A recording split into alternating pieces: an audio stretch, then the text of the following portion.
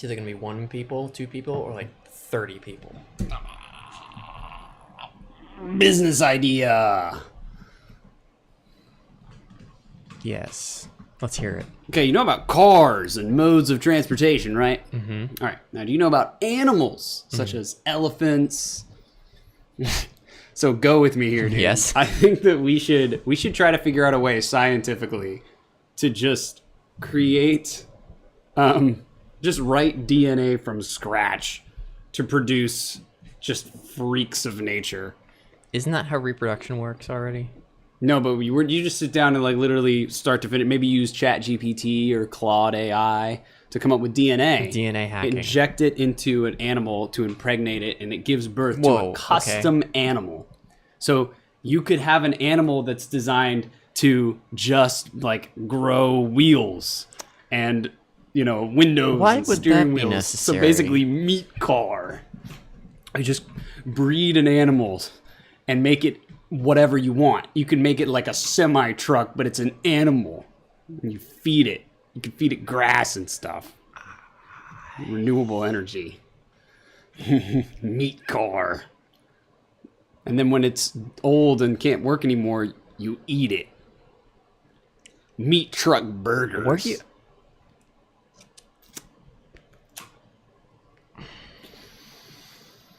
It's been 24 weeks and we're still learning absolutely nothing. Welcome back to the podcast, the greatest podcast of all time.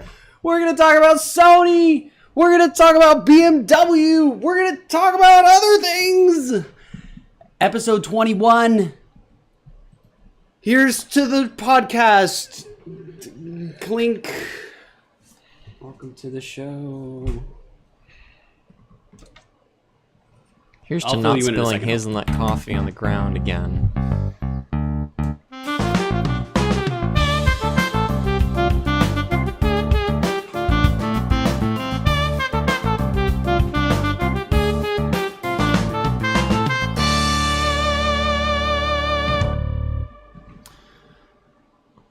I was thinking you just write your own custom DNA to breed animals in the shapes of whatever you want, so you could basically make a truck out of an animal, like an animal that's the shape of a truck, and then you use it, and then you feed it grass, and then when it dies, you eat it.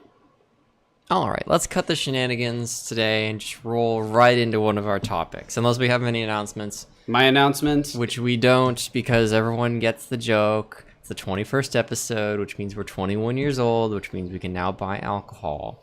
Except the show is not a person, and we're counting it in episode numbers, not years. So this show is not nearly mature enough. There's not a single podcast on Earth that's old enough to actually drink in years because... Wow, I mean, podcasts have been around since before 2005. That's true, but are there any, like... Wasn't the iPod named after podcasts? Are there any continuously surviving podcasts? I don't know. Let me Google that. Since for the past 21 years. That would be impressive. I'm not on the Wi-Fi. That explains why I couldn't load the most recent show notes on my laptop, because I wasn't on the internet. Well, that would do it. Let me do a little bit of network troubleshooting here. Turn it off and turn it back on again. It's the oldest established permanent floating podcast Open source. on the App Store. Originally associated with this person, which originated in 2003 and is still an ongoing podcast. So technically, That's amazing. the podcast open source, which I think I've heard of. That podcast can drink. Anyway, so yeah, the podcast can drink. We are not going to be drinking today. Or are we? Hold tight, guys. Back by popular demand, Oh boy. we will be testing out some new energy drinks.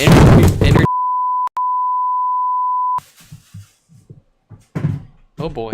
Energy Cast Part 2.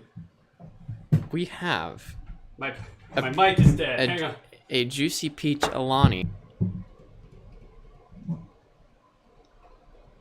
Let's White let Monster. it come back before we say... Okay, it's back. We have a Ghost. And a C4. We have a White Monster, which I mentioned are good ones last time, and a Isn't C4. this just the same ones we had, but different flavors? Actually, so sequels are the Monster White and the Alani and the Red Bull. New ones are the Ghost and the Hawaiian Punch flavored Had a Ghost C4. before. Yeah, and you know what's funny? Epic Focus. I didn't know that Ghost had just a flavorless original flavor. I thought that they were all flavored after something, but no, it's just a Ghost flavored Ghost. It tastes like supernatural spirits, I guess. What? It's a supernatural spirit. I don't know, Ghost. It tastes like dead people, I guess. Okay. Dead people juice. So I'm gonna go grab us some glasses. Let's figured- get rolling. Let's get rolling. I definitely need the energy.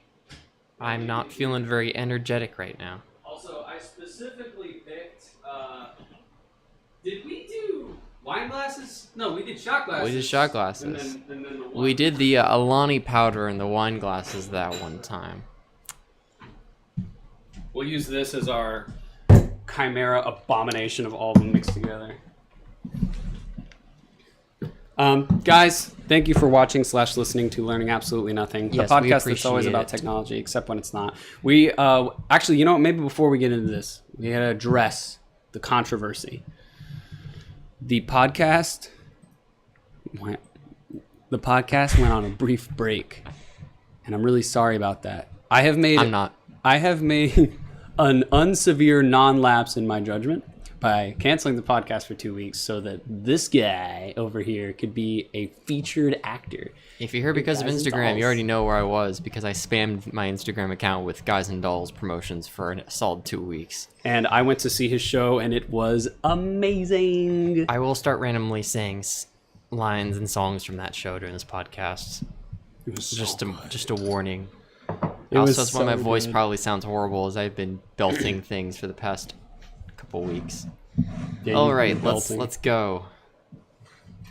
Let's go energy Myself, cast. sit down, you're rocking the boat, and the devil will drag you under with By his the soul sharp so lapel heavy of his you wouldn't checkered float. coat. Sit down, sit down, sit down, sit down, sit down, you're walking the boat. The version you're singing is not the version we sang. I thought that it was the devil will drag you under with By a the soul sharp so lapel of his heavy that checkered you coat. wouldn't float. By the sharp lapel of his checkered coat. Where did I get that? There's a couple different versions. of Okay, it. gotcha. So I didn't accidentally fabricate a version of that song, did I? No. Okay, so what are we starting with? Why don't we start with the safest option, Alani, one we know we both like. Yeah.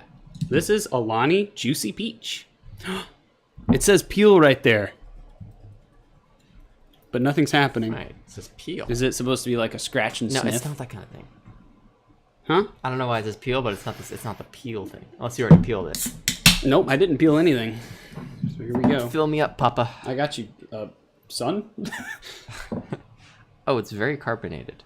Yeah. Look at that. It's a little cloudy. It's a little. Cheers to innovation. Cheers to innovation.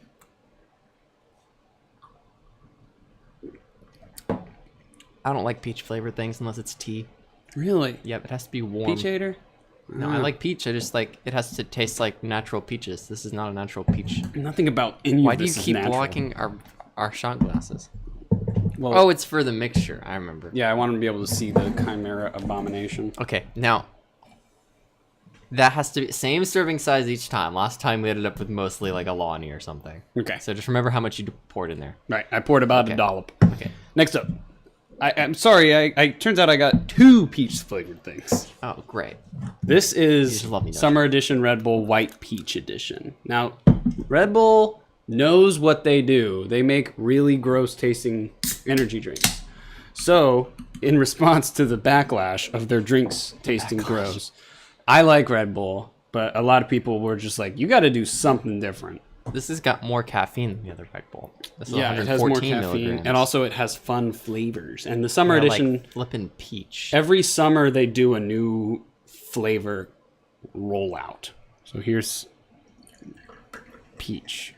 I've tried these. I think they did a strawberry watermelon one that I tried a long time ago, and it was all right. It was pretty good. Cheers to learning nothing. Cheers to learning absolutely nothing. Tastes a lot like the last one, except This is a little more sour. this one tastes like a peach flavored medicine. It's a little more sour. I think that's good. I'm gonna go for If you're more. into that sort of thing. But you know, I think Celsius has kind of mastered the peach vibe. Mm-hmm. They do peach really well. Do you like that one? I like that peach flavor better than these peach flavors. Gotcha. Anyway, put our normal serving in the cup, please. One more. There you go. All right, great. Now Now time for the white monster. No, the what? the ghost. The ghost. Let's ghost on the rocks. After you bang, you ghost. What do we call that? Oh, who remembers? So I've never had a ghost before. I thought that they only had like Okay, sorry. I thought they only had like Jolly Ranchers or Sour Patch Kids flavored ghosts, but apparently they just have one that's unflavored. It's not unflavored. It's just original. And here's the thing that Carbonated concerns water. me. There is zero indication of what this tastes like. Not one bit. The ingredients don't help much either. Natural and artificial flavor. Great, thanks. So let's try it out.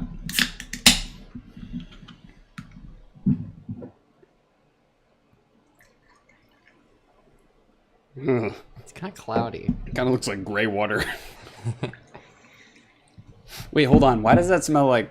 That smells like transmission fluid. No, that smells like car fluid. That smells like fluid from a car. Smell that. It smells like window like- washer fluid or something. Like tires. Does it smell like tires? Kinda. Okay. we Cheers go. to car fluids. Ghost.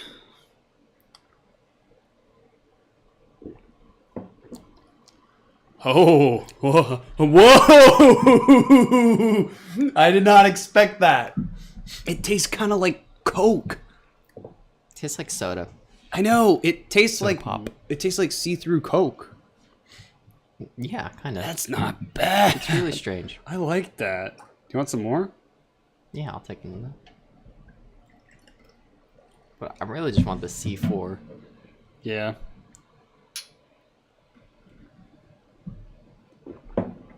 It tastes kind of like. I don't know. Emergency. It tastes kind like of medicine. It's like if AI tried to come up with a Coke flavor.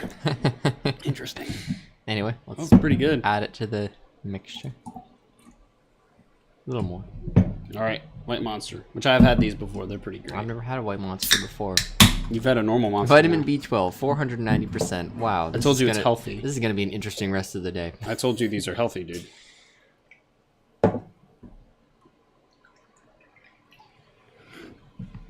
Ugh.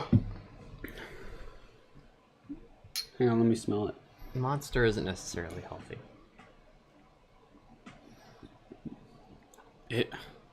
I don't know. Tastes the same as the ghost, honestly. I can't even It actually taste does. the difference. It tastes identical. It's like the ghost. It's almost like both white ones are the same. It's like a sourer version of the ghost. Do you think this one is just a knockoff of this one? Yeah. All right. Or maybe this other way around. Time for the coup de grace here. My favorite. I like C4 actually. Oh, you've had C4. Yep. Oh, It's this flavor specifically too. really? I have never had C4 before. Fruit punch is a good flavor. You've had something that I haven't had. I thought it was called C4 because it was 400 milligrams, but it's not. No, I think it's because it's a bomb, right? Oh, that's like actually clear. The other ones are kind of water. cloudy. Flat Sprite.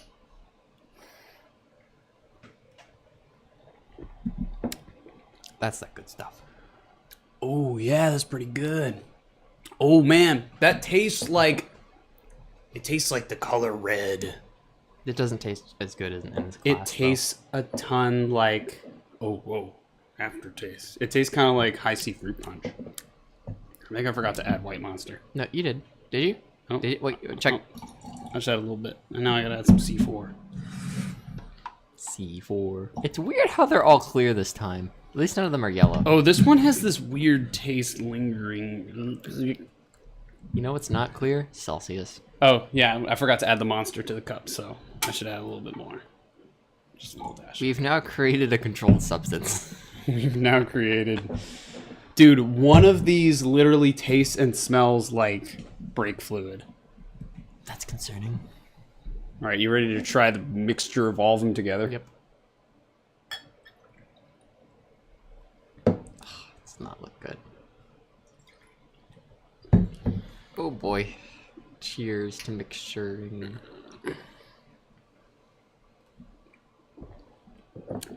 Still tastes like peach. Oh yeah, it tastes very peachy. But it's just these two. These had no say in the matter. Weird. These got outvoted. Wow, amazing. Alrighty. That was energy You drinks. probably spent too much money on that. It was surprisingly not. My mouth is like sticky. It was surprisingly not that expensive. I think it was $16 for all of them. I'm about to be really energetic here in a few minutes. Good. Thank you for watching / listening to Learning Absolutely Nothing. The podcast is always about technology, except when it's not. Hey, Liam! Where we drink energy drink. Where we drink energy drinks. Yes. Thank you guys for being here. We're so happy to be back after so long.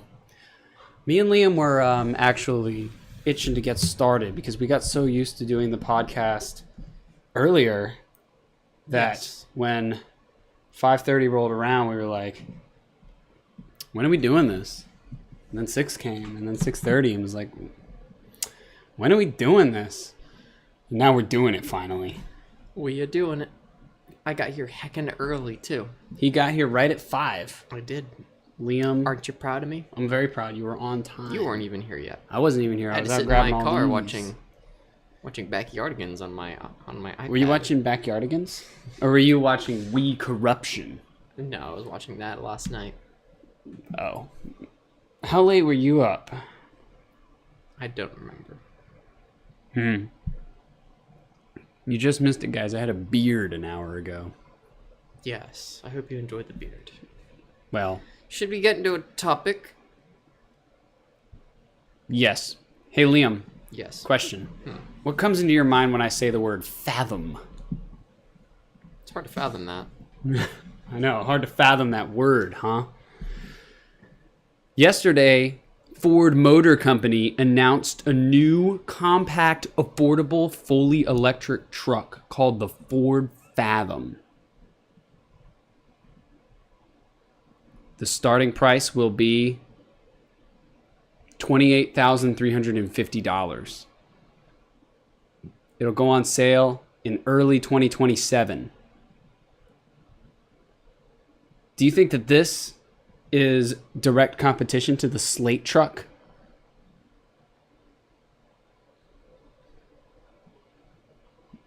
I don't know. Depends on the specifications, and also, I think they're made for different people. Slate seems to be made for enthusiasts, whereas Ford, it seems to be making this truck for, the people who buy Fords. Oh. So They're two different groups of people. I decided to run a few numbers. The starting price is $28,350. The starting price of the first ever Ford Ranger was $6,203. Adjusted for inflation, that comes out to $21,000. The Slate's price is $24,000. If the Slate came out in 1983, it would be $7,306. And what that leads me to believe is that the Fathom is like a decked out 83 Ranger, and the Slate is like a base model 83 Ranger, because the original first ever Ford Ranger base model probably like didn't have air conditioning or power windows or any of that. And so will the Slate not. Well, it'll probably have air conditioning, but it has crank windows. So basically, I think that the Slate is still going to be like the new Ranger, and the Ford Fathom is going to be like the new, what the XLT Ranger would have been now. Does that make sense? Yeah. I want to say that even though another thing too that's important to think about is the Ranger, or adjusted for inflation, Fathom 7,306. That's actually going to be it's actually in the long run going to cost you way less money, because you're not going to need to put gas in it. It's way cheaper to power your car with electricity once you buy it. So it's like, I'll get my $1,000 back pretty quick. Here's what comes to mind. Okay. I'm a person who wants to buy a small pickup truck, Okay. and I'm a normal human being who actually doesn't have $28,000 in the bank. Yeah. and I want something like a Ford Ranger. Now, maybe the people who are running car YouTube right now don't understand this, but a good solid portion of the Ford Rangers made in the 2000s are actually still around. So if I were in this spot, I'd probably just go on Facebook or Carfax, set the range to unlimited, and find the lowest mileage Ranger I could get for like $10,000. I'd get a really low mileage Ranger. And you know what? I'd be happy because it's a Ford Ranger. But Yeah. if you're a nerd and you'd want a cool car, you might get this truck. If I wanted a new gas car, I'd get the Ford Maverick. Here's the only You problem get a that comes hybrid. with this. The Ford Fathom seems to be filling up a slot in Ford's truck lineup that doesn't really exist price-wise. If you wanted a mid-sized truck or a mid-sized truck, you'd get a Ford Ranger because the Ford Ranger is now the mid-sized truck. It's really big I know. and powerful. Those things It's bigger than the Maverick. Those things have a twin-turbo 3.3 liter V6 with 400 horsepower. It's nothing like the original Ranger. It's twice the horsepower. And the small truck is the Maverick. And the large truck is the F-150. And then if you are using any of these trucks for your business, it's probably an F-250 or higher. So it's not filling a size And slot. I guess if you wanted an electric one, you could get an F-150 Lightning. Yes, which is Unless you don't really need to tow big things. twice the and cost. you get your Maverick. So it's not filling up a price slot because there's a truck more expensive than this and there's a truck less expensive than this, both by pretty large margins. Yeah. So now it's filling up just like the people who want electric vehicles. Okay. That actually makes perfect sense then. That's why you're not necessarily itching to buy one, but I think I potentially would buy it if I decided to buy Yeah, it. the problem is if you really, really want an electric vehicle, you're probably not the same type of person who wants to drive around a brand that everyone else is driving. Well, yeah, but what if it's just a really good electric truck? It's Ford. I'm sorry, bro. They're not going to come out with anything like interesting. They're going to make it very user and money making oriented. If you want it to be enthusiast, I think Slate kind of has the edge over that because the Slate is very unusual and that makes it very cool. Yeah.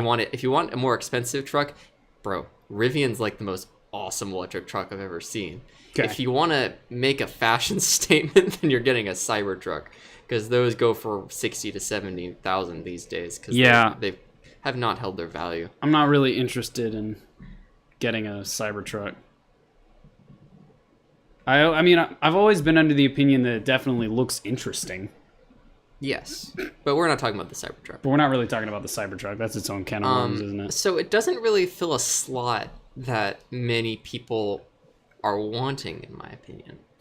So honestly, it may be a little bit lost in the sauce when it comes out. Like, Yeah, who was because this like truck I'm for? trying to find who wants this truck. Okay, is it what cheap? if you're an extremely environmentally conscious person like me, but also want a hauler bigger question mark, smaller question mark than a Maverick? We don't really know how big it is. Slate? Then I should get Slate. But also, apparently, the Ford Fathom is going to come with Blue Cruise, which is like full self-driving. On highways. It's not full. It's half self-driving.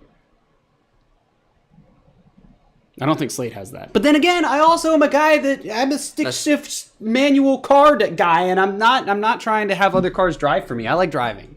Yeah, I'm worried about the marketability. I'm of shifty, something man. Like this. I'm shifty McGearbox. If they ditch the Maverick and replace it with this, I think that they'd probably have a better shot at this thing succeeding. But they'd have to make it. It would piss really off a bunch of good. people that wanted to buy a Maverick, but now have to spend several thousand more dollars. Ford, when making vehicles that are really cheap, tends not to go too well, except for the Ranger. But the Ranger is. Oh, come on. The You didn't Ranger like the was a good Ford thing. Pinto? I didn't like the Ford. Listen. Have you ever seen like a really clean, really nice, really kept up Ford Fiesta? Ford is not should not be in the market of making really cheap vehicles. They should be making vehicles that cost a lot, so they'd actually care about what they're made of. Oh, I feel so, like so you're Ford- saying Ford Ford's would- not good at making stuff Ford is affordable, going to bring. but good. Ford is going to introduce the unreliable electric vehicle to the market. And it might be this thing. I'm sorry. They kind of did it with the Maverick already. The Maverick, unfortunately, is either a turbocharged 4-cylinder with an 8-speed transmission or a hybrid with a CVT transmission.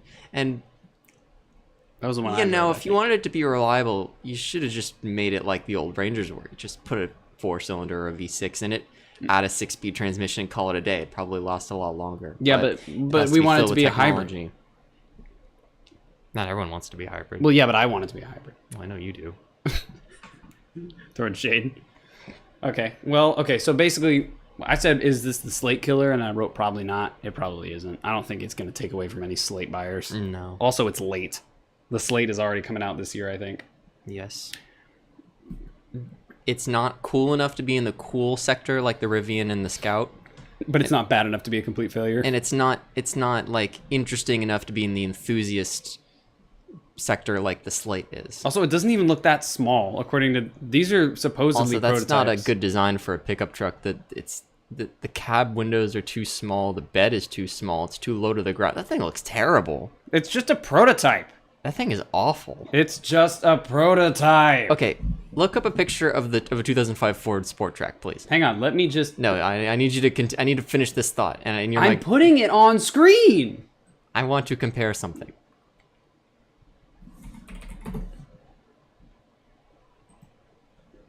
Okay, what are we doing? 2005 Ford Sport Track.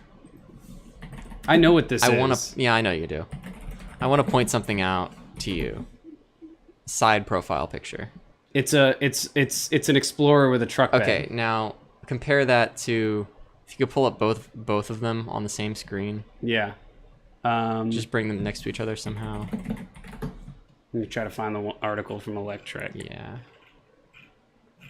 Thing review. Thing review. It's time for a thing review.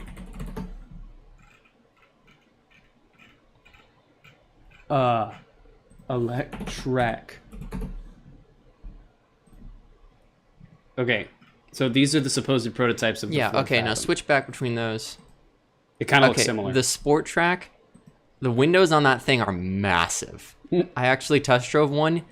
That thing is so bright on the inside because it lets so much sunlight in. Now compared to this thing, That is it looks like a. okay, but maybe it's not done. You can see the profile of the car though. Yeah. It looks very car-like now that I'm looking at it. Look Okay, well, I mean, that look makes how sense. slanted the windshield is. It's slanted almost all the way down.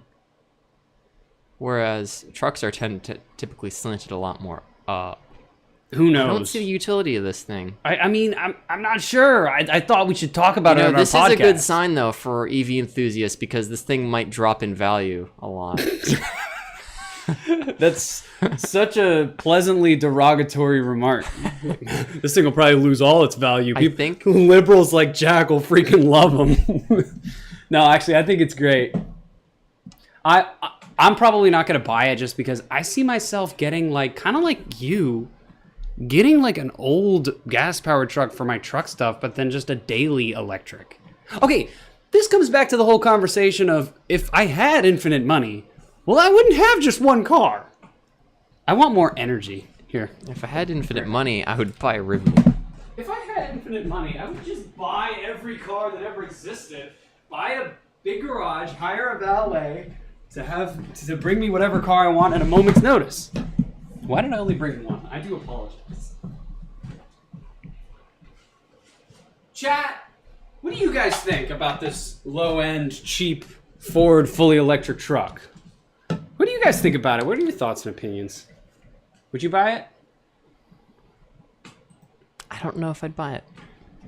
I would buy it if it turns out people really liked it and also it came down in price. Because $28,000 is kind of a lot, especially since you can get a lot of cars for way cheaper. It's just I can't want a truck. I would only get it if I want an electric vehicle because this is not the truck I'd want. It's just its dimensions don't make sense. The ride height's too low and the bed is too small. Hey man, you This just is gotta worse hope than that my you Frontier. just gotta hope they're not done with the body. Let's see if I can find any other pictures of it. It hasn't been. Yeah, these are all different. These are all like I think the top ones might. these are all artist renditions. Yeah, that's just a F-150. Who knows? If I had infinite money, the car that I put the most miles on would just be some kind of electric SUV. That's a good like the question. What would Ioniq. you do with 30 grand? If you of car only money, what would you do with it? 30 grand. And you can only buy one car. I can only buy one. Yeah. Oh, okay. Well, then I would get the Hyundai Ioniq 5. This is so unrelated to our discussion, but okay. You I said- understand. I understand. It's, Yeah. good. It's a good car. Well, actually, I wouldn't even. There are more that have come out since the 5 came out. I might get a slate truck with the fastback, so it's a 5-seater. I Because can- those look kind of cool. I to could me. find one from a couple years ago that's under 30K. Now, if I were allowed to buy multiple cars, I would spend 2-3K just to fix the 1952 Volkswagen Elantra. And then the rest I would spend on, I would buy the cheapest possible electric SUV I could, and then use the rest of my money to buy an 03 Tacoma. Okay. You know, I already own a truck, so any truck things can be accomplished by the truck, especially towing my electric vehicle when it runs out of battery. So I think I'd buy a Model S with the air suspension. Oh, cool. You know, if you bought a Tesla, I would be like, that's so cool that Liam bought a Tesla. You know, I would want you to take me for joyrides in the Tesla, in the Tessie. And I would take you for joyrides In the 03 Tacoma. in the 03 Tacoma. We could race our Frontiers and our Tacomas, in which case I'll win. Miatas in the back, like, hey, wait for me. Yes, because both trucks have much bigger engines than the Tacoma and the than the Miata. I mean, Whatever it is. You've been watching / listening to Learning Absolutely Nothing, the podcast that's always about technology, except when it's not. And it's time for more energy. I think I'm gonna drink a little more of the summer edition Red Bull. As I found out last go around, one day overnight in the fridge, and these turn into absolute toxic waste. So we should drink them all now. oh yes, Yeah. all 1,000 milligrams. Here's to drinking. Energy drinking. Energy drinking. Yeah. Monster.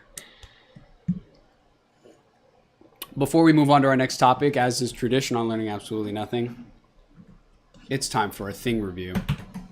It's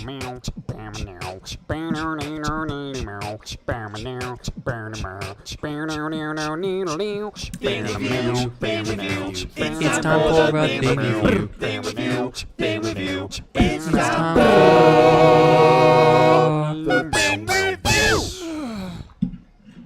I hope I agree. Everybody knows that I like drinking alcohol, okay? It's common knowledge. But I feel like when we are on the podcast, we have really good discussions and we talk about things. And honestly, man, I lost my train of thought. I have a bunch of coins in my pocket. Which one should I pick? Tails. Am I flipping all of them? Take the aggregate and then average it. I'll use this 1999 New Jersey quarter. Well, what I was just saying is I enjoy drinking. But on this podcast, we have such great discussions and great talks that I feel like our minds need to be very sharp. You know what I mean? Yes. Plus, Liam's alcohol tolerance is probably low enough that, oh, never mind. I don't know your life. Heads or tails? Tails. Heads. Find me a thing review, will ya? Do you want me to get you one? Yes, something I would like. Oh, actually, I have mine. Mine is in my car. Hold You're them down. bringing your car up here? This is a 2018 Yaris. Be right back. Jack drives a Talk 2008. to 'em. I'm talking to them.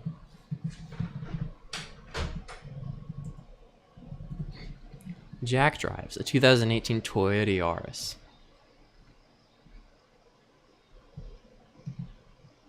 It is a 1.5 liter 4-cylinder engine. It makes 106 horsepower. It's 156 inches long and 67 inches wide and 59 inches tall. It's front-wheel drive, has 4 cylinders. The list price was $16,565. It gets 32 to 33 miles per gallon combined. Holds 5 people. Runs on gas. Comes with a 3-year, 36,000 mile powertrain warranty, which is too short. And it is a very basic car.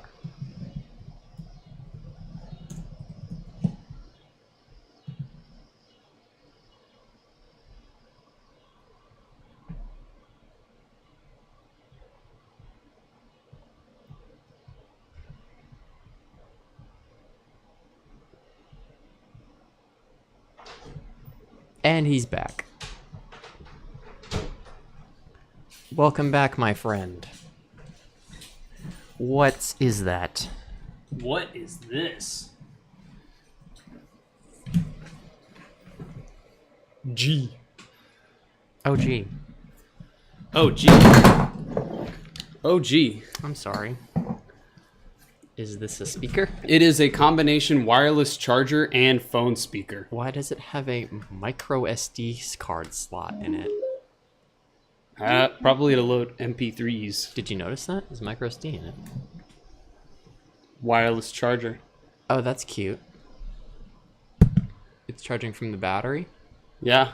Or if it's not working, maybe it needs to be plugged in to be a wireless charger. That would make sense. It would But yeah, it possibly was a drain pretty fast. Gift from one of my coworkers. Well, let's test it. Let me try it with my phone. Is it in pairing mode? Probably. Jack Kirby's Wi-Fi. G500? I would imagine. What? That's a weird sound. Isn't that just Interesting. stolen from macOS? Yeah.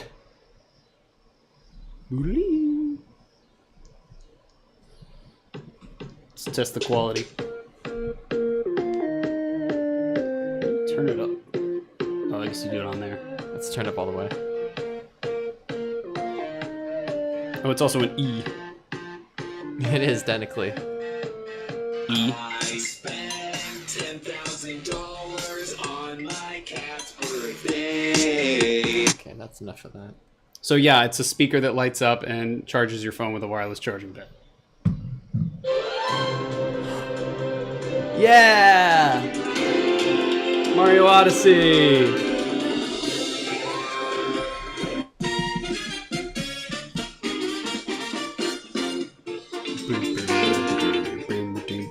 The idea is you charge your phone in it.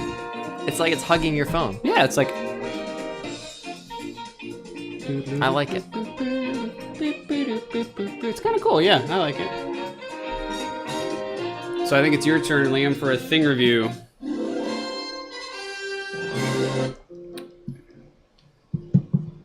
Okay. Annie, we should do mini brands. What Do you is know what that is? No. It's a little plastic ball that you buy. It's got a mystery little thing in it. Actually, it's really neat. You take the wrapper off and it opens up like an orange where there's different slivers and each one has a tiny little trinket in it. Fun. There'll be like a little thing or a little other thing. And it'd be fun because we could do a thing review of just all the tiny things in a mini brands ball. How you guys doing? It's been a while since we've done this podcast. You guys doing okay? Here, have a drink. Have a remote sip of my drink, everybody. We're just chilling. We're just hanging out. Hope's doing good. I'm glad to hear that. After a great day of saving lives, it's probably nice to be able to kick back and enjoy a little calm, satisfying podcast time.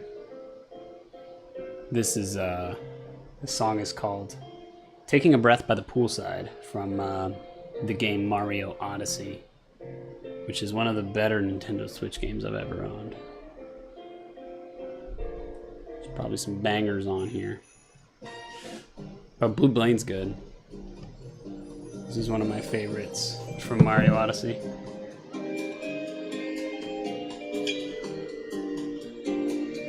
I listened to that all through high school to help me study while I was cramming assignments in my junior and senior year. I was unmedicated back then for my ADHD, and it's kind of a miracle that I managed to make it through high school unmedicated. Sure, I self-medicated using caffeine quite a lot, but wasn't quite as good as the real thing. Then again, medicating for ADHD actually has its downsides. You find anything, Liam?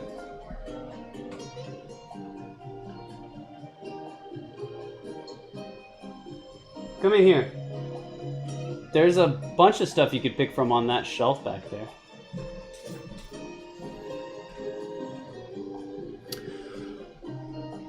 Ask your doctor if ADHD medication is right for you. Side effects could include complete lack of emotion in certain circumstances. I found that ADHD meds make me like not feel things the way I did before. But the upside though is you do get to focus so you can get stuff done. But if you're not feeling emotions, are you really getting life done? Huh?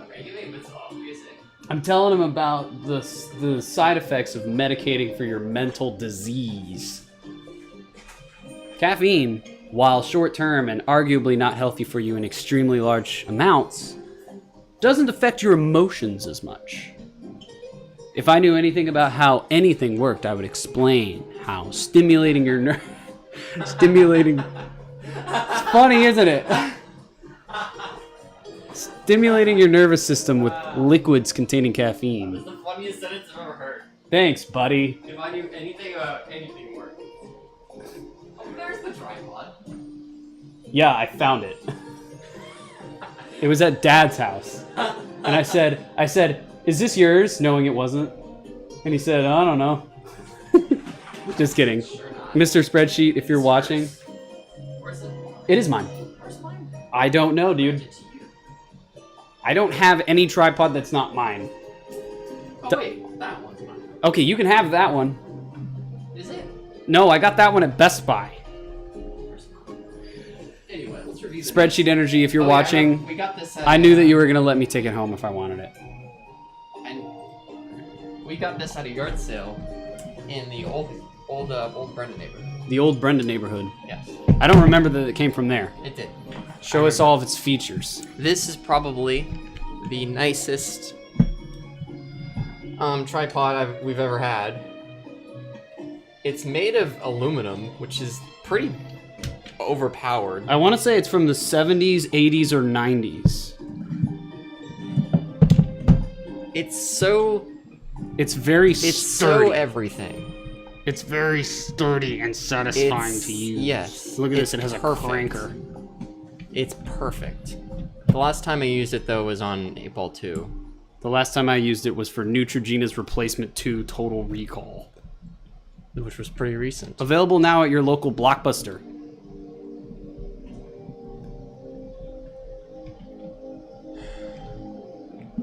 I like it. This is my thing for the thing review. That's a good thing, Liam. I'm glad you picked that. You were with me when we bought it, so.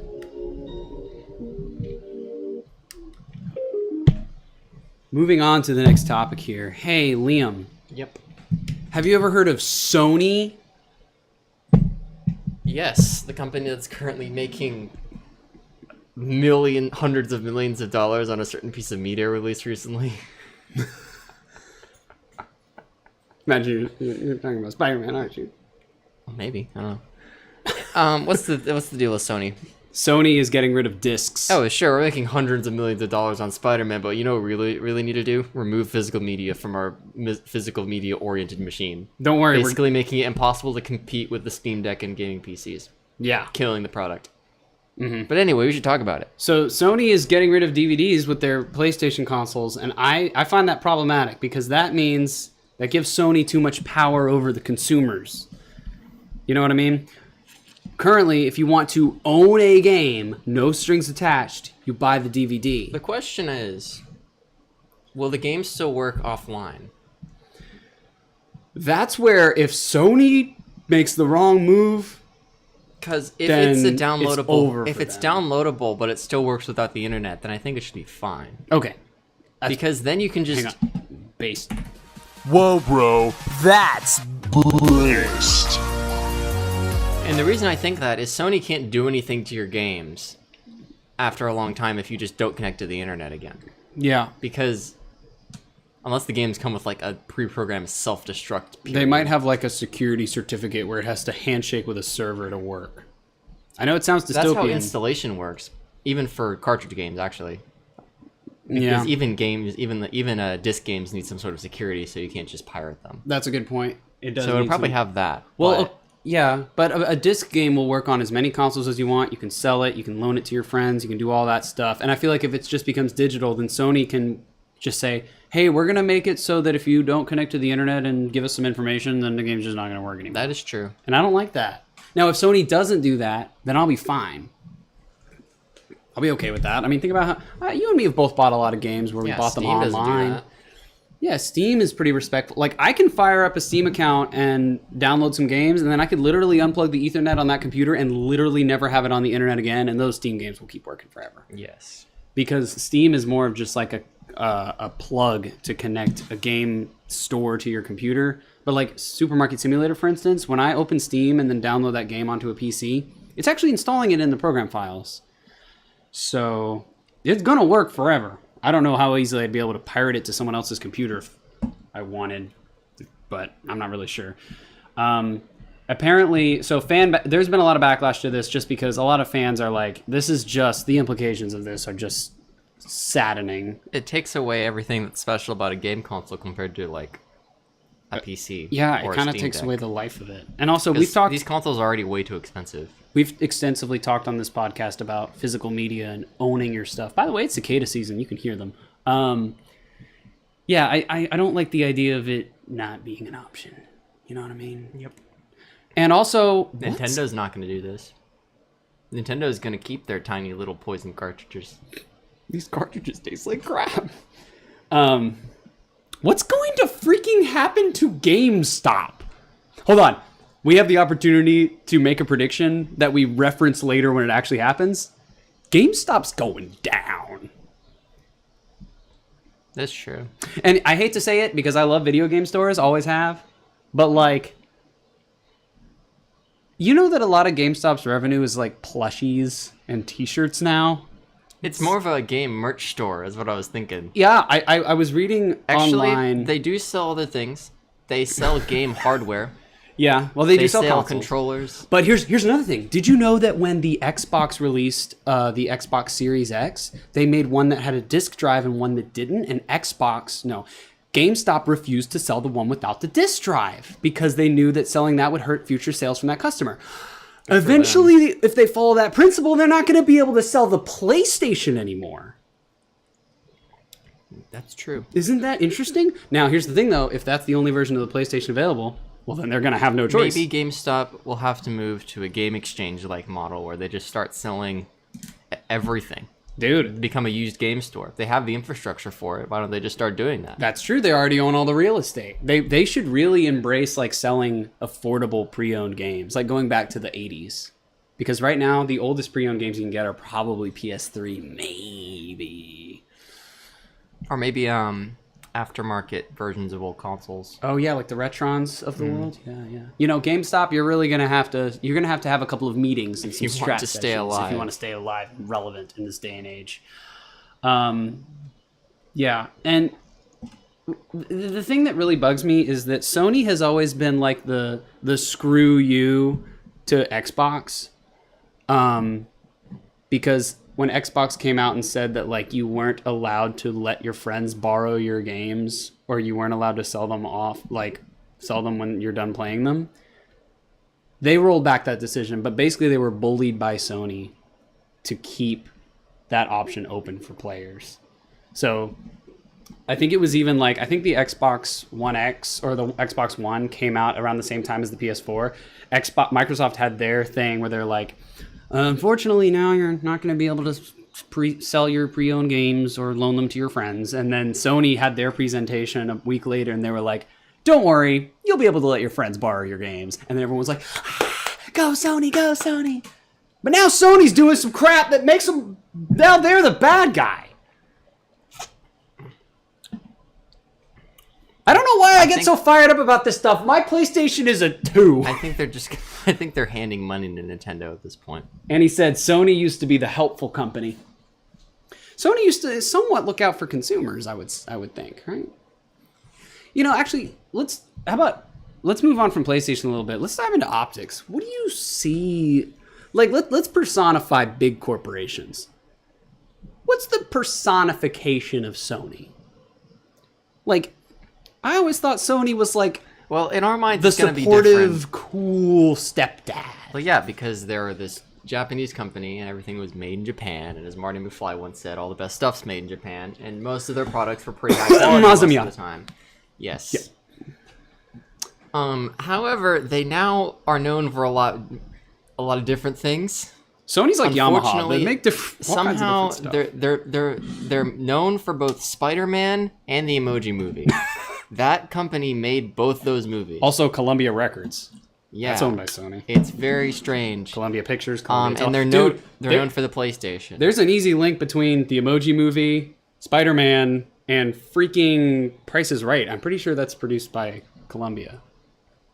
Maybe. Probably. I'm not sure. So they're known for basically their movies and their consoles at this point, which wasn't what they were known for in the 80s. In the 80s, if you it was were like into film, AV if you're into equipment. like video making, you definitely know them for their cameras. And then maybe they should have just stuck with consumer electronics, but you know, Well, that's what they couldn't make a phone that well now, could they? They announced a new phone coming out recently that's supposed to have a really good camera, but it's like infused with AI for incredible photography. It's like, come on, dude. gosh. So yeah, I consider Sony to be like formerly the really cool supportive stepdad, but he's got a big head recently. I consider the gaming side of Microsoft to be like cracked out cousin, but he's like rich for some reason. That's how I consider Microsoft. And then Nintendo is like the loving actual father, who's not perfect, but he's I like this analogy. very loving, yeah. It's very strange, but I like this. So you got supportive uncle who's getting a big head. Is Sony. Microsoft is the crackhead cousin who's rich for some reason, and then Nintendo is the father. And then Sega is the cracked out cousin that got its life together but then died. What is Atari? Started smoking crack again. Cracked out grandpa. Oh gosh, I love Atari. who doesn't love Atari? These energy drinks are hitting. You've been watching Learning Absolutely Nothing, the podcast that's always about technology except when it's not. Hey, Liam. Yep. I saw a really great headline when I was scrolling through Space news. laundry. Oh, yeah! I saw a great headline while looking for topics for our show today. Here, listen to this. Okay, wait, I need to point something out real quick. I'm sorry. At Annie Comer. That is not how you spell Sony. I noticed that too. I That is didn't, Sony. I didn't want to You're embarrass very close her, to Shoney. didn't want to embarrass That her. is not how you spell but I'm going to. This I'm is how sorry she spelled to point that Sony. out. But no. No. This episode of Learning Absolutely Nothing is sponsored by Sunny. It's always Sony in Philadelphia. Whatever. Hey, Liam. I saw a headline in the news that was plasma gun technology could transform space laundry and sanitation for future missions. Didn't know space laundry was the biggest issue preventing us from making it to Mars. The only problem that they've had and they haven't been able to get humans to Mars is they haven't figured out space laundry technology. Yeah, that's the problem. It's not that humans have survived for months on end without showers in the space station.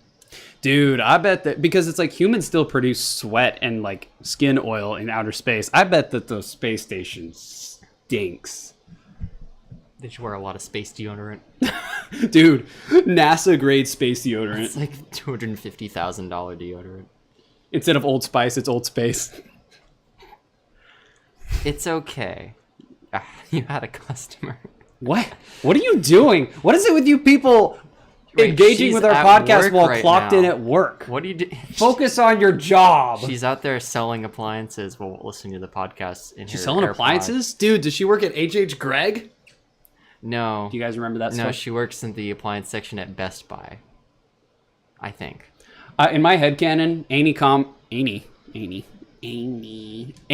Comer got a job at Sears, and then they went bankrupt, so she got a job at H.H. Gregg, but then they went bankrupt, so she got a job at Best Buy, and now they're about to go bankrupt.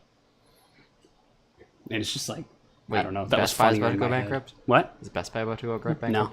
But they are now that Annie I works was there. there 2 days ago. You know what I noticed? They've started doing that freaking thing that Dillard's does, where instead of dividing all of their technology by thing, They do it by brands now. So you go to the Dyson section or the Sony section. It's like, put all of the audio stuff in one place. And all the headphones here and all the computers I here. didn't notice that, but I guess that's what Maybe they not did. all of them do What it. I noticed is that they have a massive oversupply of everything. That place was the most well-stocked store I've ever seen. Do you think There that were monitors everywhere. do you think that a well-stocked Best Buy is a recession indicator? I don't know what it's an indicator of, but it's definitely an indicator of something. Well, you have to be insistent on doing it on days. I work if maybe you did it on Monday or Tuesday, I wouldn't be at work. I'm sorry. And then she said no. I'm not sure what she said no to. 3 different prices for 3D printers. See, like, there should just be a 3D printer section, not a bamboo section and a, I don't know, what other companies make 3D printers. Do you want to know how much stuff is stolen from our store, except the one people want? Except the one people want. So anyways, researchers at the University of Alabama in Huntsville are developing a, quote, plasma-based technology, end quote, to help, continue quote, never mind, to help astronauts stay healthier during missions to the moon and Mars by sanitizing clothing, bedding, and other fabrics without water or traditional cleaning chemicals. So basically, it shoots plasma at your clothes to clean them. This will reduce the microbial load and keep clothes and other soft surfaces clean, at least microbially, for astronauts' health. This is great. I just think it's neat that we're building, like, doohickeys still. Yeah, we Doohickey always have production is... I love that there's someone at NASA who's like, you know what the real problem is? Yeah, it's like all these people are trying to figure out, how do we sustain a mission to a distant planet? And some dude in the corner, he's got a lollipop, and he's like, you know, space gun, plasma gun for clothes cleaning, I think would be great. This is how space money laundering starts. Hey, Annie, kidding. talk to your manager at Best Buy and ask them if they want to sponsor Learning Absolutely Nothing, the podcast that's always about technology except when it's not. Unless you're the manager. Then just do it. I'm sorry. Expense a few $100 from your company card to pay us. I think now's a good time as any for a fit check. What do you think? Check. So will I need sweatpants? Zero. You need all new clothes. Well, what's wrong with these? Oh, I was laughing at your clothes. Fit check. Ah, just a couple of cool bros. It's time for a fit check. Ah, they're gonna show you all their clothes. They're wearing shirts and they're wearing a tie. These guys look cool, they look so fly. It's a fit check. Oh, yeah. These guys got some Cool clothes. I like fit Show us your checks. clothes. There's not a single garment of clothing on my living corpse that I have not worn on this podcast before. But for the entertainment of all 2 of our viewers who've seen every single fit check, I will now say what my clothes are. Shirts. Tie. Can you go to your frame? Yeah. Shoe. Sock. Pants. Belts. Belt. Sorry, I couldn't get my shoe in the frame without knocking over some of these energy drinks. Whoa, hey everybody, I'm Jack. Welcome to the Fit Check. Fit check. Just a couple of cool bros. So, What Leg. the heck? what? This energy drink has something depressed the table in. That may be unrelated to this. Okay. Well, hold on, let's see if Yeah, it I don't fits. think it was. Yeah, it's not. It's really Oh, weird. I know what that was. That was a mount for a monitor stand when this was somewhere else. Oh. I think. Yeah. So this is actually also pretty much the same outfit that I wear. Well, it's not the same. It's made out of components of the outfit I wear all the time, except there is actually a new addition. This tie that I bought. Me and producer Ethan went to an estate sale of a very rich guy. This was a guy that owned like 13,000 acres. I don't really know how big an acre is. It probably wasn't that many. A guy that owned a huge amount of property. And he had a house, and then he had a house for his house, and then he had a garage, and then he had a garage for his garage. And a pool. So I bought this tie for $5. That's pretty good. It's a good-looking tie, isn't it? It's You know, that's a reality about owning lots of stuff during life, is that you can't take it with you, and a whole bunch of normies are going to come pick through it and buy it for way less than you paid for it. Yeah. You know what? Yeah. And it's like stuff being like this is a Joseph Bank tie. This is high end. This easily could have cost, I don't know, $1,000. And it's like the rich guy that bought it is not going to necessarily, he's not going to be like wasting his money because he's rich. And then when he dies, the person that comes and buys it for $5 was spent just as much as he wanted to have a tie. Did that make sense? Yes. Thank you for watching / listening to Learning Absolutely Nothing. Podcast, it's always about technology, except when it's not. HopeCenter managers would not be good sponsors. Do not recommend. Well, the thing is, I don't care where the money comes from. I just want it. Hey, Liam.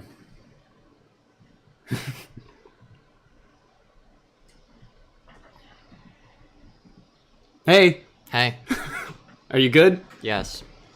It's only been an hour, but it feels like it's been 3 hours. Are you bored? I'm kind of bored, which is really strange for the podcast. We should really talk about something exciting then, shouldn't we?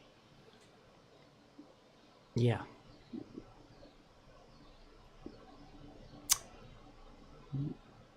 You guys got any idea for things that we can talk about? Because we want to talk about stuff that's exciting and energy inducing for us. Find something that would excite me.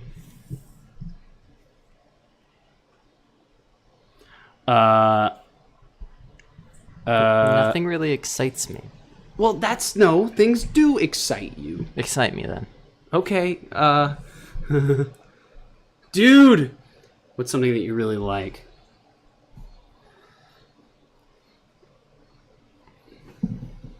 Junkyard! Whoa, it was so fun when we went to a junkyard, bro! We talk about our U-Pull experience. Yeah. Do you think you can play the video? Yeah, I could do that. Play the video. Yeah. Fit check. Ah, just a couple of cool bros. It's time for a fit check. Did I tell you what happened with that?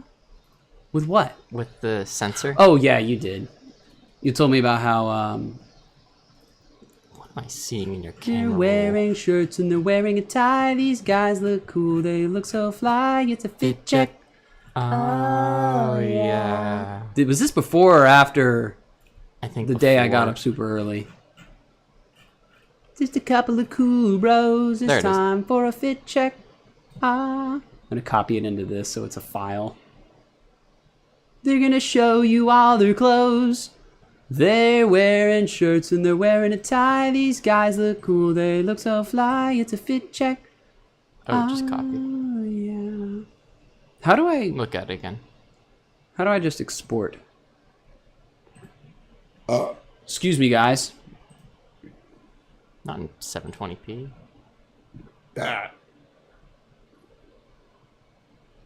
Unknown air. It's time for a fit check. There it is. Yeah, we're trying to get Liam energized, so we're going to talk about something that's going to excite him a lot. I was looking for an airbag sensor for various reasons. So I went to the local U-Pull it, and this is what happened. Bros. This is the special I edition didn't say any bad words, did I?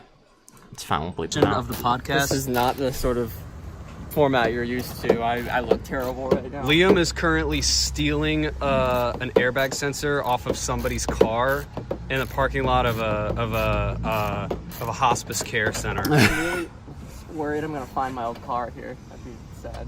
Oh yeah. I put an AirTag in my Nissan and I forgot to take it out when I totaled it. So I tracked the car and the AirTag died sometime in March, which was like 4 months after I crashed it, and it was somewhere this in thing is Murfreesboro. disgusting though. Well, I mean, I don't think it works. You know what sucks is I don't know if you could use a multimeter to test it because it probably just like closes the circuit or whatever when it's hit. Yeah, that's why I have the multimeter. Because if it closed the circuit, it's toast. Oh, right. But yeah. the thing is, this car doesn't have crash damage. RIP multimeter. Yeah. Yeah, honestly, I don't know why this car was brought here. It looks totally okay.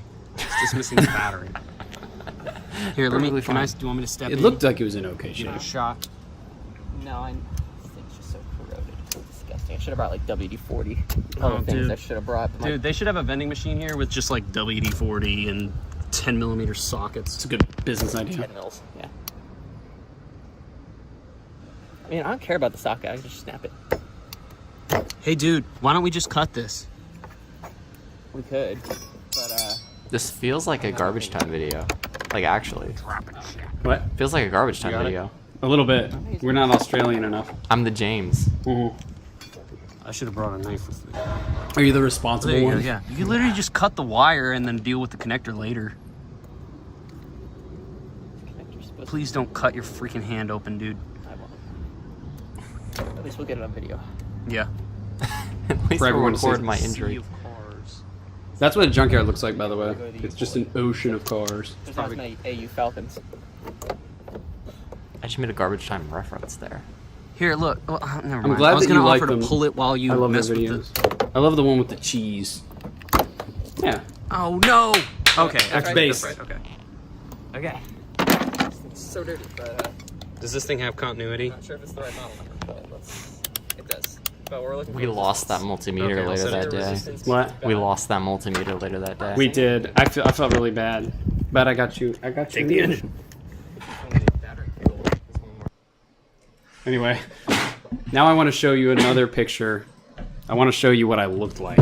That was our junkyard experience. What I looked like on the drive home from the junkyard.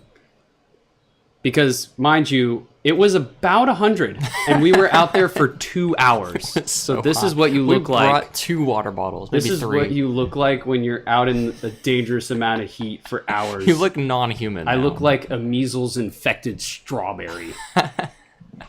And Dr. Hope, I'm aware that it was probably a dumb decision, but too bad. We had so little water, and we had so much stuff to carry, and we didn't get a wheelbarrow or anything. Yeah. So let's talk about the benefits of junkyards. You can just go and be like a vulture on people's past cars. Take whatever parts you want. Yes. You know, I realized something. You could start a whole eBay business from that.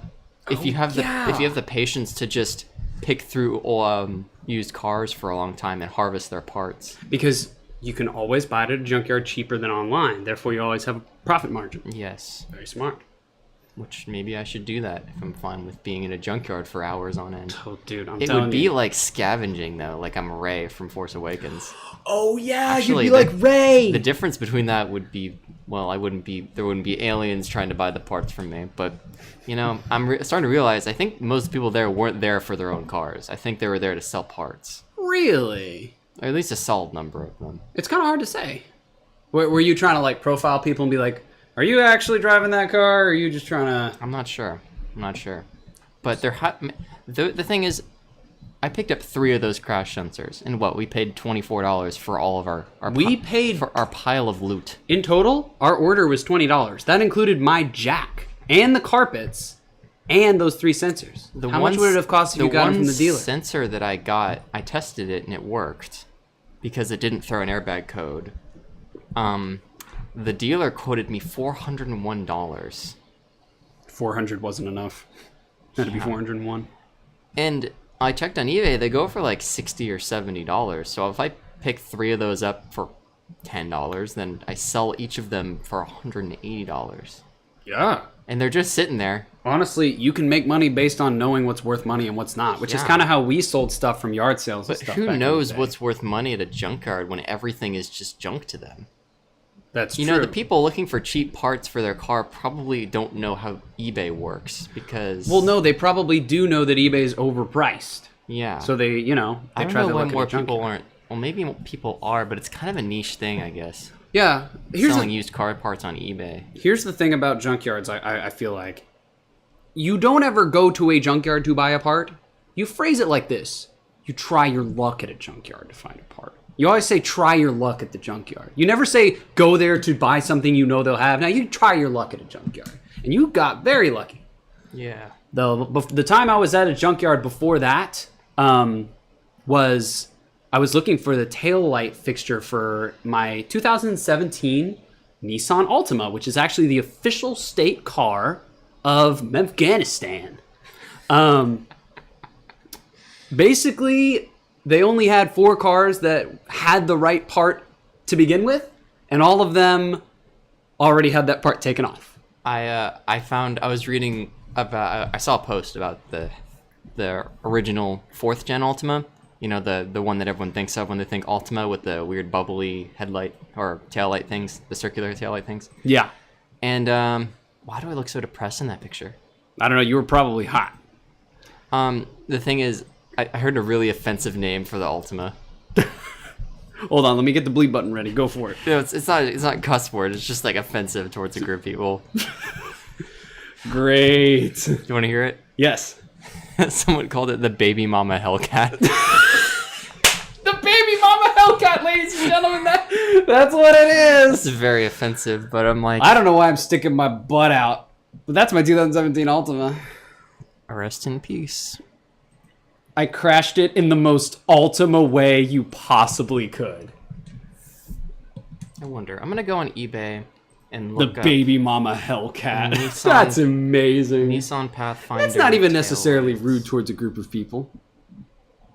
I think it's endearing. You've been watching / listening to Learning Absolutely Nothing, the podcast where me and Liam are talking a lot about cars today. Yeah. And drinking energy drinks like they're water. Hope wants me to inject myself into a hospital. I'll die when I'm dead, thank you very much. How y'all doing? Hey, buddy, what you doing there? Looking up how much Nissan Pathfinder taillights cost on eBay. Probably over $100 for the fixture. These used ones are like $30 Interesting. because they came from a junkyard, presumably. Yeah, or they could have just come off of like salvage yards that tow cars and like cash for clunkers and sell parts before they throw it in a squisher. Yeah. Anyways. Hey Liam, let's talk about Sony more. Did you know that they made something that I found very interesting? Would you all have a fire show in the podcast? What is that?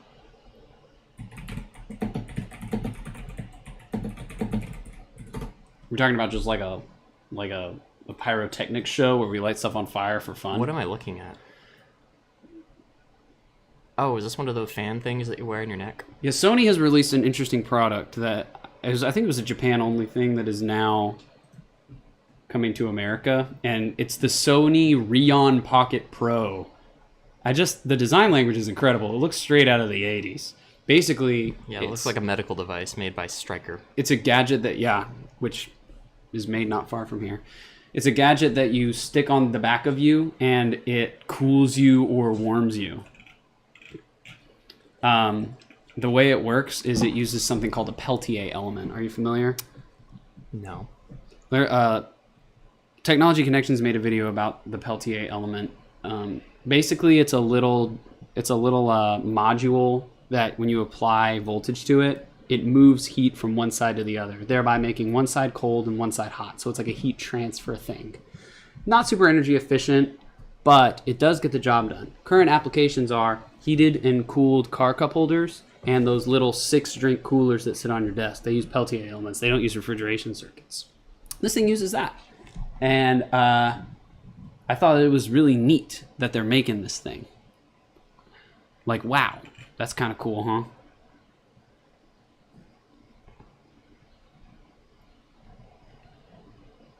What do you think? It's very expensive. Though it does have that $22 a month financing option. And that little dongle goes on your Don't keys. we all love buy now, pay later? You want to talk about that, actually? Because that was in the Apple News section. They partnered with Klarna. Well, they already had a buy now, pay later through Apple Card. That's Also, true. you can use Klarna for anything. Yeah. And you get discounts from Klarna. Are you a Klarna head? Klarna has a subscription model. You get to pay them to loan you things, but they give you a subscription to the New York Post, so it's worth it. Really? Something like that. They give you a whole bunch of random subscriptions if you pay their monthly. That's kind of neat. And they give you a savings account, which is the most hilarious thing I've ever Klarna? heard. Yes. Is Klarna a bank? They may as well be. Let's talk about some Apple news here. The Apple iPhone 18, there's been some leaks recently, and it's going to have these totally predictable features. better battery, better camera, possibly with a telephoto lens of up to 8 times zoom, which I think the A17 actually might already have that. They're going to shrink the dynamic island, which I wonder if that'll do bad things to the camera. Who knows? It's going to start at $13.99, which feels kind of crazy. That's a lot. I know. The foldable iPhone, the iPhone Ultra, is supposed to be announced next month. I actually had my first experience with a folding phone at Best Buy the other day. Oh, yeah? How did you feel about it? it? was a Samsung Galaxy Fold, and you know what? I like it. Kind of cool, right? Actually, I may have said bad things about it before, but I used it, and the hinge is not noticeable on the screen when it's open. That's the thing that's surprising, right? And it's a really big screen when it's open. Yeah. And that's kind of cool, not gonna lie. I like how big it is. Hey, Liam, how do you feel about the iPad Mini? I own one. You like it? Yeah. The foldable iPhone, which currently is called the iPhone Ultra, is supposed to be 5.5 inches while it's closed, which actually makes it smaller than the current small iPhones, which means we might be getting an SE type thing again. But when you open it up, 7.8 inches, which is just a hair smaller than an iPad Mini. Yeah. This thing, honestly, it has Liam written all over The problem is, because you like the mini phones, don't you? at this price, you could almost buy 2 iPad Minis and 2 iPhone SEs. It's so expensive. Dude, if you had $2,000 to spend on phones, dude, I would get myself I just... could buy an iPhone, a Mac Mini, and an iPad Mini. So Yeah. the Dude, if I had utility for that price $2,000... is a cool factor. If It's somebody- a cool factor and a status factor. Yeah. If somebody gave me $2,000 to spend at the Apple Store, I would get a MacBook Pro. Yes. Instantly. My phone works great. But I was just thinking about how it could be the foldable iPhone could be really useful because you could just have it as a normal phone, great, all awesome, but then whenever you need an iPad, flip it open and now you have an instant iPad. So it's kind of like 2-in-1. It's like a really small iPad and a marginally small phone. Yes. And a screen that's not made out of glass, so it'll probably scratch like crazy. Which is sad. Glass is glass, and glass breaks. Still, I think it's interesting.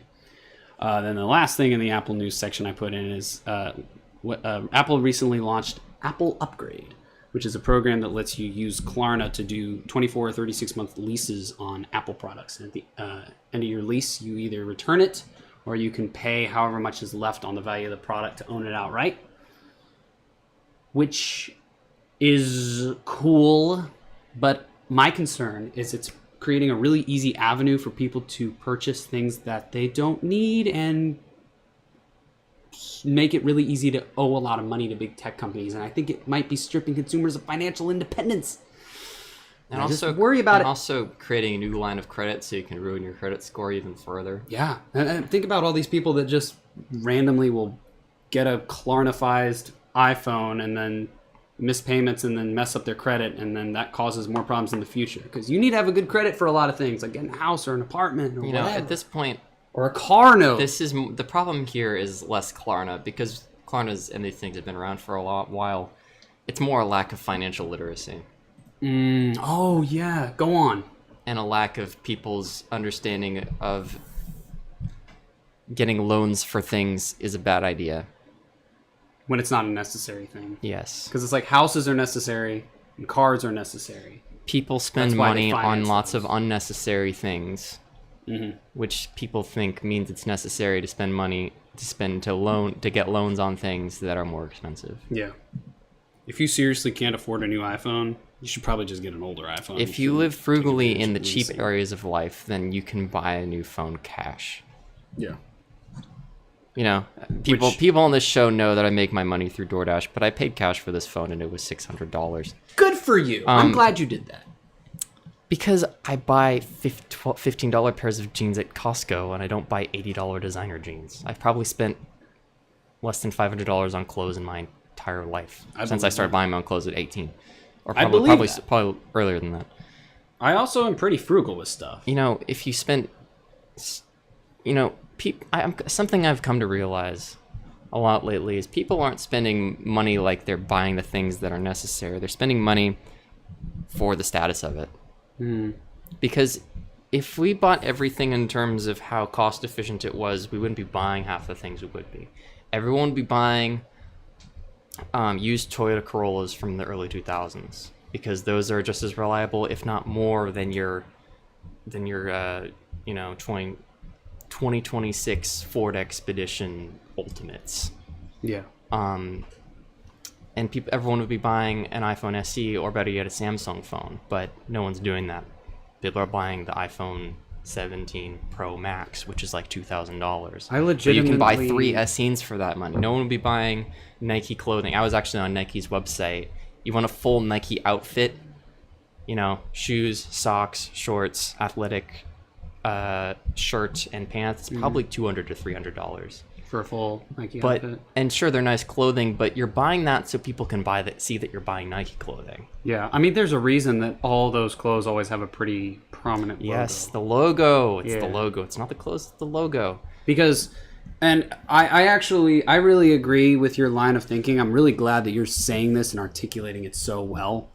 That's why I really enjoy finding cheap iterations of stuff that has the fancy clothes logo on it. Like, do you guys remember that jacket with the detachable hood? Yeah. That was Guess.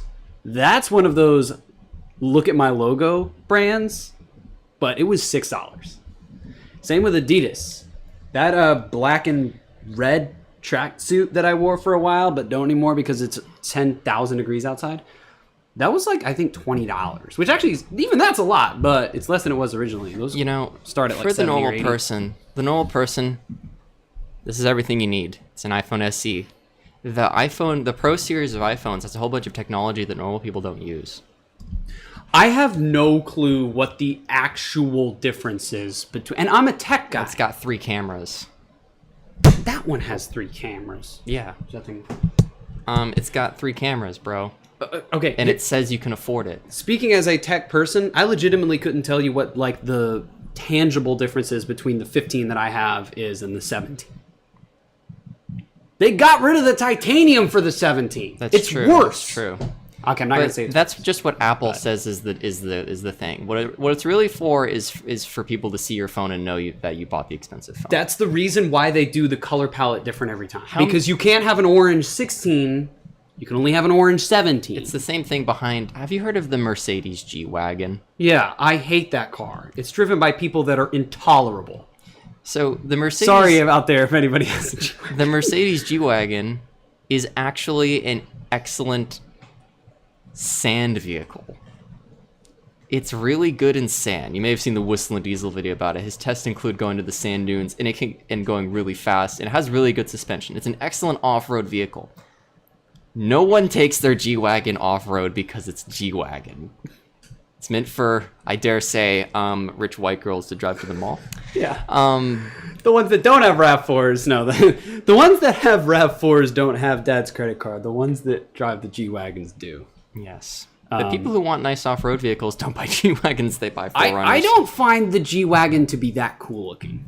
It looks a little weird. It honestly, it looks like a Range Rover, but with like a growth condition. It's got Because at least the Range Rover is the right it's amount got a of box. Mercedes logo. Listen, if you were buying everything that the status symbol people were buying, but that you bought the more cost-effective version, you'd be pretty wealthy.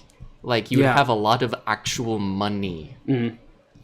And also, let me make a quick announcement so it doesn't have to be I made a severe lapse in my judgment thing later.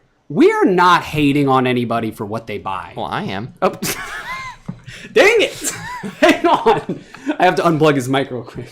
No, yeah, okay, no, all right. Yes, we are making fun of you endlessly, but we're not like actually genuinely like screw you. Buy whatever you want, dude. I don't care. We're just saying like there's so much superfluous stuff that's expensive and is like not actually helping you besides just being like a wow, look at me thing, you know? Yes. I don't know. But I will pull up next to the Little Caesars with my paid-off phone and my paid-off pickup truck and say, hey, nice car payment and nice iPhone 10 Pro X Max. Yeah, exactly. When I roll Nice up Nike in the, sneakers. Want to see my Pumas that I bought at Costco? I'm gonna roll up in the crusty, dusty Hot And the Wheels thing is, car with I don't even make a lot of money. I blown probably head make gasket. less money than most people who drive the 2026 Silverado by a factor of 10,000, but I still don't make payments on my phone. Exactly. I fully own my iPhone 15 Pro, and I'm going to use it until it turns to dust. And also, car-wise, unfortunately, due to really annoying life circumstances, I used to fully own my car. But things broke down and things changed hands, and now I do make a car payment. But it was the second cheapest car at the used car dealership.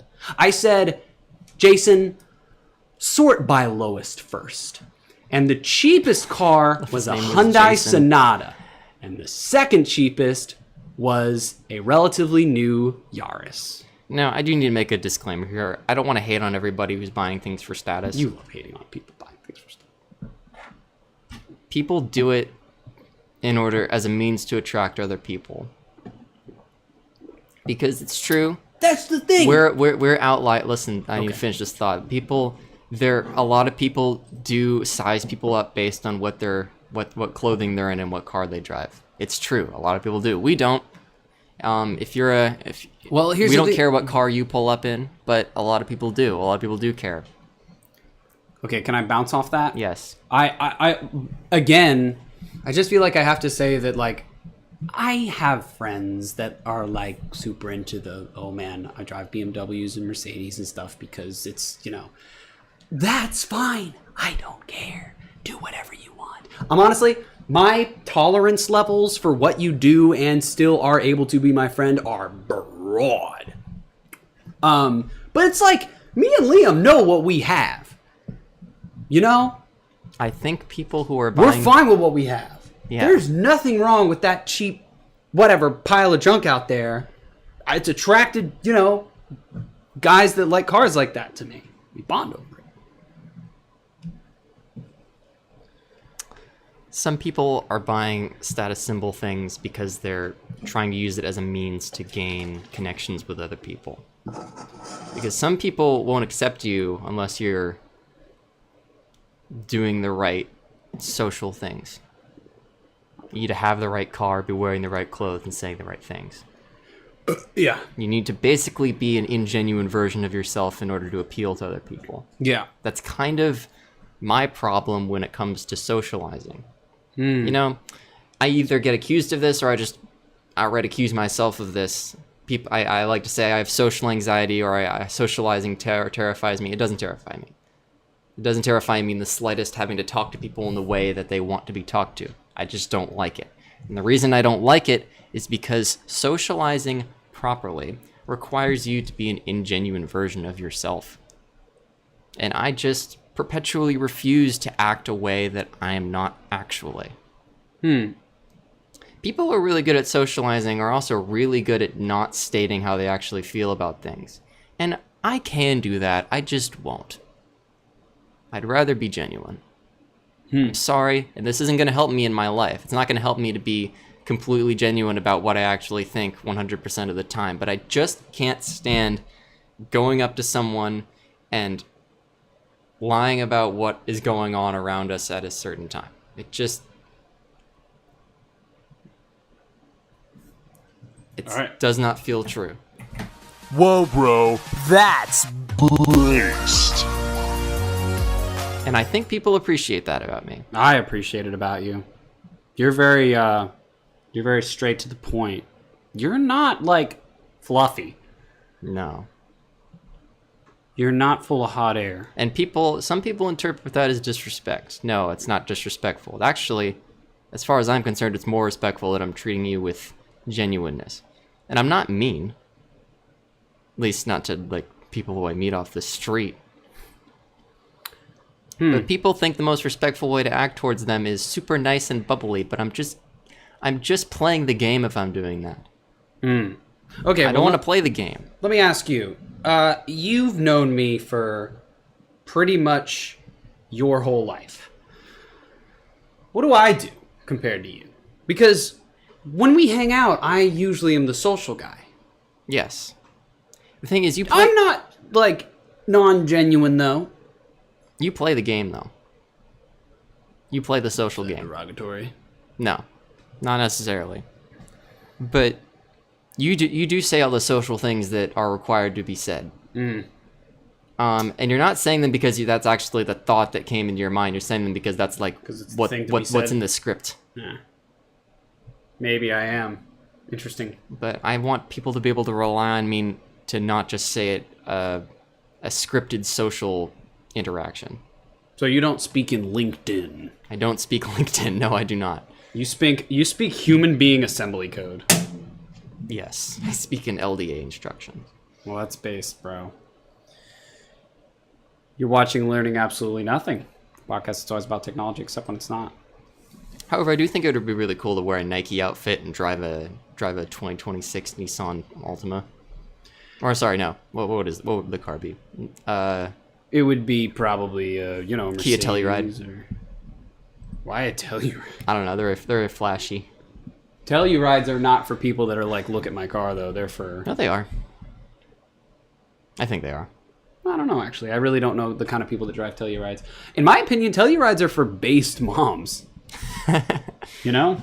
It's a really good-looking car. This Seltos, too. If you're at like 2.5 kids, get a Seltos if you're going Kia. But if you go to that third one, you're going to want to get a Telluride. Or just get a van. Who cares? Vans are very practical. Now, the classic, like, look-at-me cars are like Mercedes and BMW, Audi. Luxury car brands, I suppose. Would you consider BMW luxury? Yeah, that's luxury. That's a Oh, luxury car. for sure. That's kind of the whole thing about those cars is it's like... And then also, there's a subset of BMW drivers and Mercedes drivers that genuinely just bought the expensive car because they like having heated seats and stuff like that. Fords come with heated seats. That's true. You could probably get one trim level up on most like Nissans and Oh, for sure. Fords to just, to get your nice And seat stuff. Probably more reliability from... Also, CarPlay cars. is so common now. I don't even know if there are any cars left that don't have CarPlay as like one trim up from base. Although I haven't really driven super new cars in a while. The newest car that I ever drove was a 2025 Versa. That thing was sweet. What was the newest car I drove? I think probably at the shop I drove 2024 BMW X5. Oh, that's a nice car. I had to reset the oil light on it.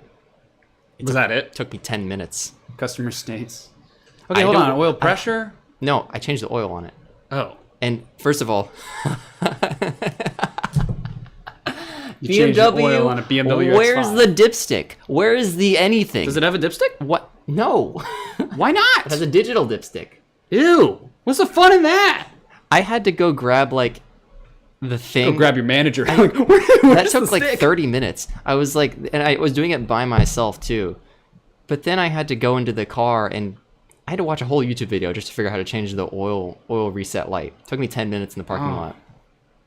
Dang, dude. Very comfortable car. Okay, well, since you're a mechanic, riddle me this. What's the easiest car make to work on?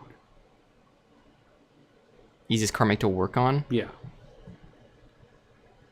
It depends on what you're doing. Let's say it's an oil change. Subaru.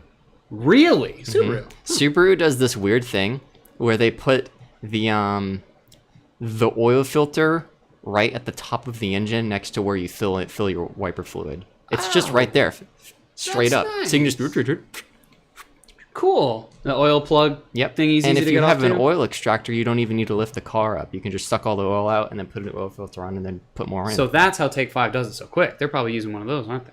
Or actually, they have the pit underneath. So. and they have the pit. Okay, what's the most annoying car to do an oil change on or any kind of maintenance in general? Is it BMW? It's either a BMW or any vehicle that has the oil filter in a location that's hard to reach. Also, Toyotas don't use metal oil filters. They use just the filter part, and then there's an oil filter housing. Those can be Oh. hard to get off because the last person who did it probably tightened it to 5,000 foot-pounds. I had to deal with that when I was changing the oil on my Yaris. The last person that changed the oil screwed on that oil filter with, like, the force of Zeus. I need to say this to everyone who ever changed the oil. Hand tight. Please. Thank you. All right. Please and thank you. And I didn't have a tool to undo the oil filter, so I just used, like, a hammer and some WD-40 and some sandpaper. Yeah, and just, there's like, usually a fair amount of violence that has to occur to get the oil filter off at that point.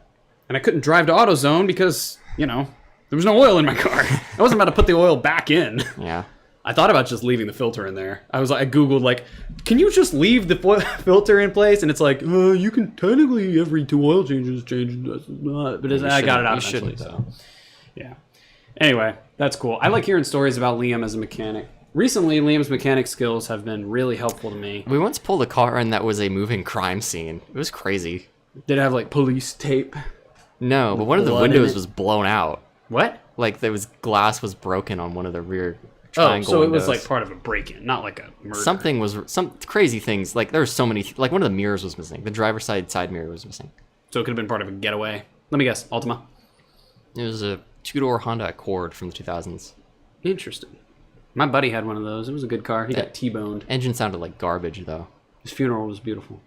Oh, I'm just kidding. It was Andrew. okay. He got a Hyundai Sonata though.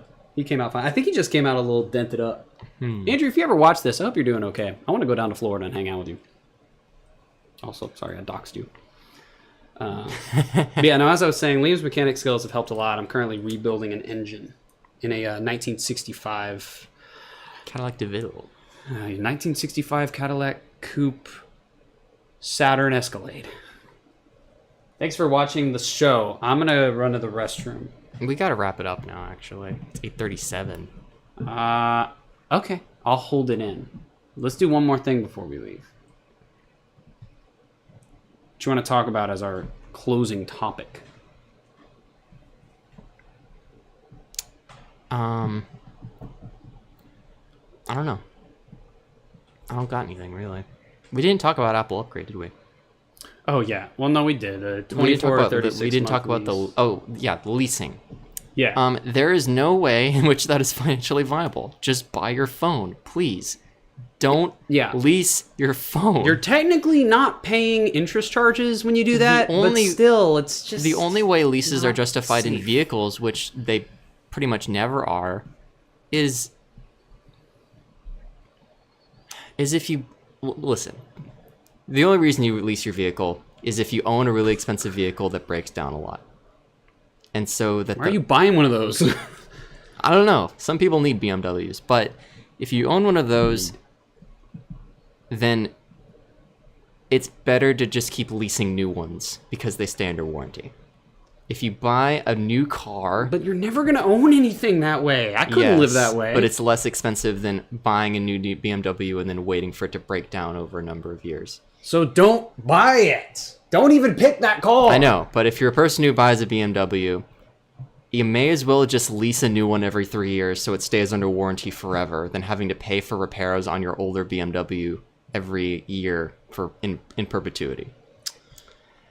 It's just But kind that's, of bleak. I haven't done the math on that. That's the only reason I can think of for justifying leasing an expensive car. That's the only reason I can think of. Maybe like companies that want to give their employees cars. No. People who work for companies probably just buy them. But anyways, still don't lease your vehicle. Yeah. Don't lease your phone either. Try to This is not own- that expensive, okay? This is the price of the original iPhone. Also, You didn't even need to buy. Liam used, bought a new one. You didn't need to buy a new one. You could used buy a iPhone used 12s cost like $200 to $300. one. That's getting a little old. I should have bought a used iPhone 13 or something. A 13 mini would have been based. Yeah. Thank you guys for watching / listening to Learning Absolutely Nothing. We had a good time hanging out with you guys. We talked about most of what we plan to talk about. Maybe we'll come by and revisit some of these next time. Yep. We'll be back. Same bad time. Thank you for watching. Same time, same place next Friday at 7 p.m. Did you watch any or consume any good media recently?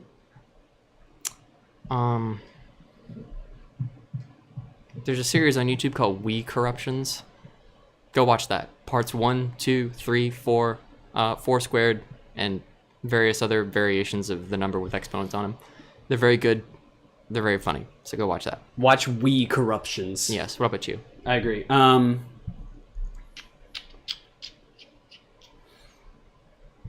I'll recommend something on YouTube as well. Let's scroll through this. I don't recognize most of what I'm seeing. I recommend that you guys go follow a really cool musical channel on YouTube. It's called Swing Whale. They Yes. do super cool remixes of classic songs like Ragtime and stuff. This is such a classic. It's pretty great. I won't spoil it. Good songs. So yeah, again, thank you guys for being here and watching. We had an awesome time. We'll see you guys next week. See ya. Thanks for watching.